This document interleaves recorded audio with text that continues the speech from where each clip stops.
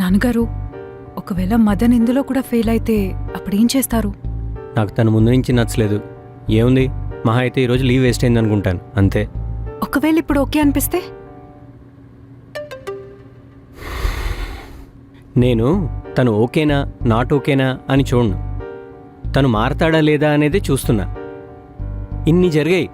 మదన్ నేను మారతాను, దురలవాట్లన్నీ మానేస్తాను, మా అమ్మకి అర్థమయ్యేలా చెప్తాను అని కనీసం ఒక్కసారైనా చెప్పాడా? లేదే. అంటే ఆ మాట చెప్తే? ఆ మాట చెప్పినంత మాత్రం చేత ఒప్పుకుంటాను అనుకోకు. తను నిజంగానే మారి చెప్తున్నాడా లేదా ఎప్పట్లాగానే అబద్ధం చెప్తున్నాడా అనేది నేను ఇట్టే గ్రహించగలను. నాన్నగారు, ఇంకా డిస్కషన్ వద్దామా? టైం అవుతోంది. నువ్వెప్పుడు చాలా డిసిప్లిన్గా టైంకి ఆఫీస్కి వెళ్ళిపోతావు. ఈరోజు మాత్రం లేట్గా ఎందుకు వెళ్ళాలి? అయినా ఈ మధ్య నువ్వు మారుతున్నావు అనిపిస్తోంది.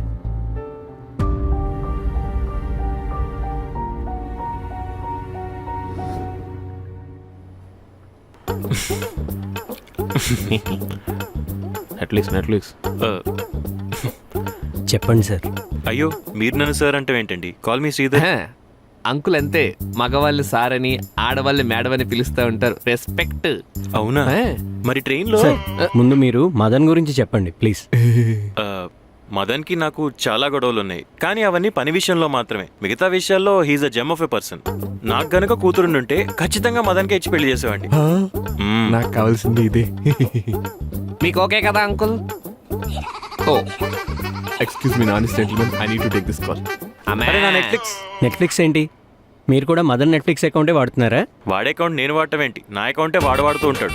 నా జీమెయిల్ ఐడి మీద 4 ఏళ్లకి సబ్స్క్రిప్షన్ తీసుకున్నాడు. ఫ్యామిలీతో ఏదైనా చూద్దామని ఓపెన్ చేస్తే అన్ని అడల్ట్ సజెషన్సే. First fellow. మరి ఇలాంటి వాడిని పట్టుకుని మంచివాడు అంటారేంటి సార్? అంటే అది ఇది నా కూతురి లైఫ్ మ్యాటర్. ప్లీజ్ మదన్ గురించి ఉన్న విషయం ఏ మొహమాటం లేకుండా నిజం చెప్పండి సార్. ప్లీజ్, అసలు ఏమాత్రం మొహమాటం లేకుండా నిజం చెప్పండి. రే, నేను హైదరాబాద్ వచ్చాను.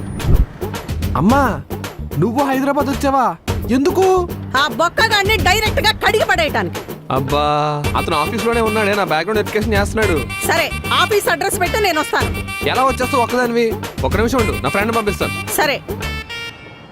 హలో ముత్తు అన్న. మీరు మొహమాట పడద్దని మరీ అంతగా చెప్తున్నారు కాబట్టి చెప్తున్నాను. వాడెక్కడ దొరికాడండి మీకు? నాకు కాదు సార్, నా కూతురికి. లవ్. వాడి నెలలో వచ్చేసిందండి. ఆఫీస్ నిండా అప్పులు, ఆఫీస్లో చీరలు అమ్ముతుంటాడు తెలుసా. సాఫ్ట్వేర్ ఎంప్లాయ్ అయ్యింది కూడా పండగ మామూలు అడుగుతాడండి నన్ను. సార్, నేను నా కూతుర్ని కన్విన్స్ చేసుకోవడానికి మదన్ గురించి ఇంకా తెలుసుకుందాం అనుకుంటున్నాను. అదిగో మదన్ కూడా వస్తున్నాడు. మీరు ఇలానే చెప్పండి ప్లీజ్. నేను చెప్పలేనండి. వాడికి కూడా లైఫ్ మ్యాటరే కదా. పైగా నాకేమో మొహమాటం. Netflix account. మరి ఎలా? పోనో పని చేద్దాం. మీరు టీచింగ్ అన్నారు కదా, ఒక బాక్స్ వేసుకోండి. ఇప్పుడు నేను నెక్స్ట్ చెప్పేవని దాని ఆపోజిట్ అని అర్థం చేసుకోండి. ఓకే. అంకుల్, పని అయిపోతే పారిపోదామా? చిచ్చి వెళ్ళిపోదామా? ఇంకా అవ్వలేదు, కూర్చో. కూర్చోవాలా? మీరు చెప్పండి సార్, మదన్ తన కొలీగ్స్తో ఎలా ఉంటాడు? చాలా ఫ్రెండ్లీగా ఉంటాడు. వాళ్ళకి ఎటువంటి ప్రాబ్లం వచ్చినా, ఫైనాన్షియల్ ఇష్యూ వచ్చినా తనే దగ్గరుండి హెల్ప్ చేస్తూ ఉంటాడు. వాడు హెల్ప్ చేయడం ఏంటండి? వాడికి ఆఫీస్ నిండా అప్పులు. మదన్కి ప్రమోషన్ వచ్చే అవకాశం ఏమైనా ఉందా? అయ్యో, గ్యారంటీగా వస్తుందండి. చెచ్చి వాడిని ఎప్పుడు పీకేద్దామని చూస్తున్నారు. మదన్లో మీకు నచ్చిన క్వాలిటీస్ ఏంటి? డిసిప్లిన్. వాళ్ళలో నచ్చని క్వాలిటీస్ ఏమున్నాయండి? నచ్చడానికి ఏముందండి వాళ్ళ అసలు? సిన్సియారిటీ. చెచ్చే, he's a very good guy. Best character. Act.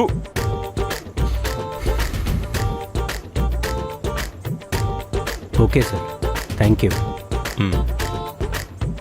మీకు మొత్తం అర్థమైందని అనుకుంటాను. మొత్తం అర్థమైంది. మీరు ఇంకా ఏమైనా చెప్పాలనుకుంటున్నారా లేదా అడగాలనుకుంటున్నారా? అవును సార్. ఏంటి? అది మీరు అందరినీ సారు మేడం అంటారు కదా. ఇప్పుడు ట్రైన్లో చప్పట్లు కొడుతూ వచ్చే వాళ్ళని ఏమని పిలుస్తారు? మదన్, ఆయన నెట్ఫ్లిక్స్ అకౌంట్ ఆయనకి ఇచ్చేయి. Netflix. Thank you very much.